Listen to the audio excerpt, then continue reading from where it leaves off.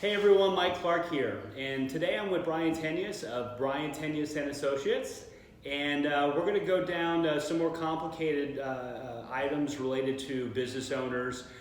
There's a lot of changes in the most recent tax law, and Brian's certainly the guy to talk about it. So, how you doing? I'm good. How are you? I'm good. I'm good. Thanks for joining me today. Earlier, Brian, you talked about how to handle your taxes whenever you are married, when you get married in the middle of the year.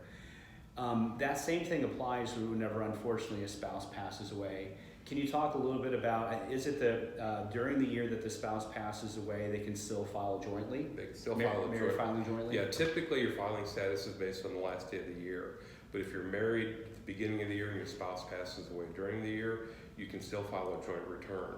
If you have dependent children who live with you, you can file that. It's called a qualified widower filing status, but it's still filing a joint return for I think 2 full years after that. Yeah. So it's pretty strong to be able to file a married return with the larger tax brackets. More income is taxed at lower rates. So and obviously this is not something that's on the mind of someone who's just lost their spouse, and that's where we come into play to be able to help them with the things that can benefit them, not just now, but in the future financially. And sometimes that's an opportunity to maybe convert a portion of their traditional IRA, because we know that next year they're going to be filing single, and that might bump them up into a higher tax bracket. Please note that everything discussed today is meant to be for educational purposes only.